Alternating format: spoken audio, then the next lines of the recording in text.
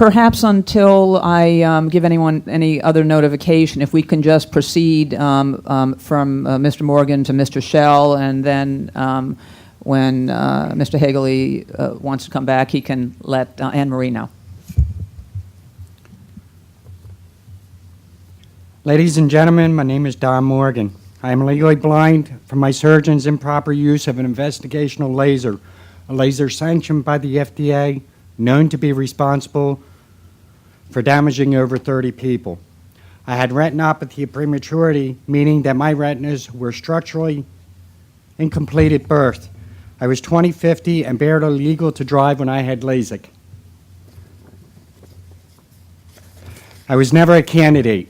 The intraocular pressure created by the suction ring destroyed my retinas. My problems are permanent. As retinal problems, they will never be addressed by a contact lens. I believe my doctor knew this and did the procedure anyway. I was dropped from their clinical study. So were others. Those data were never reported to the FDA. The doctor sued me because I set up a website and told the truth. I've addressed my concerns to the FDA for over 5 years, not only on my behalf, but also on behalf of others. In 2003, I filed a petition regarding medical devices and safety of refractive surgery, which was ignored. Help was offered by Ombudsman Les Weinstein and then retracted. My concerns today are with those needlessly damaged by refractive surgery. Even with the most modern technology, there are still too many people writing me, telling of the nightmares they now live with on a daily basis. I received several hundred emails this past year from people seeking help. Many of those are depressed. Some of them have confided that they want to commit suicide, and this is just through one website. Having corresponded with many of those patients, I believe they are just ordinary people caused in unusual circumstances. There is nothing remarkable about them, certainly nothing to suggest perfectionism or any of the other reasons that some LASIK doctors use to excuse their own bad results. The FDA's capacity to oversee the refractive surgery industry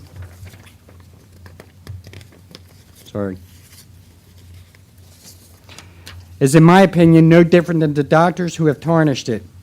The FDA has been ineffective in overseeing investigational studies, ineffective in enforcing the policies mandated for the industry, and ineffective in providing thus far the protection that many of us here today should have had. Everyone in this room today is here for a reason. Please do not allow what is presented to you to continue falling on deaf ears. The public must depend on government agencies like the FDA to protect them. In a recent press release, ASCRS volunteered to contribute funding for the FDA study on LASIK complications and quality of life.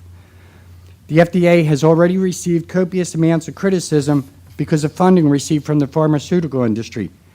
Essentially, industry funds the FDA, which creates conflicts of interest.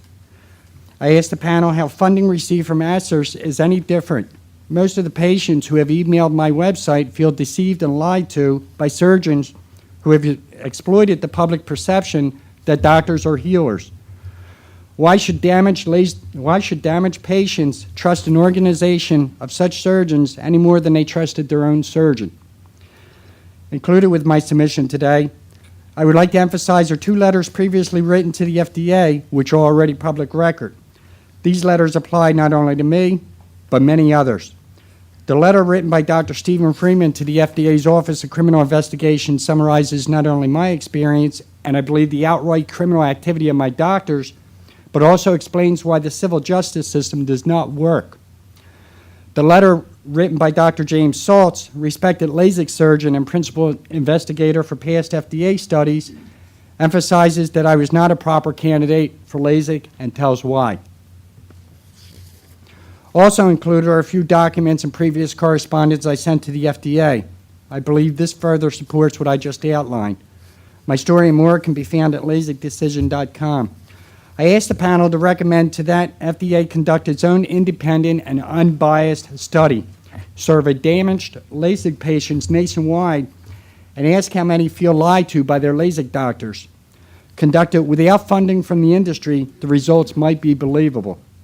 I would also ask that the criminal division of the FDA conduct an investigation of specific doctors, such as mine, in regards to their actions in dealing with many of us. I think a moratorium on advertising by doctors is an intriguing idea as well. So much is made on patient selection, but more should be done on doctor selection. Maybe a website listing doctor qualifications in the standardized verified format. Thank you for your time, and I would gladly post any presentation unedited on my website. That's it. Thank you. Thank you. Mr. Davis.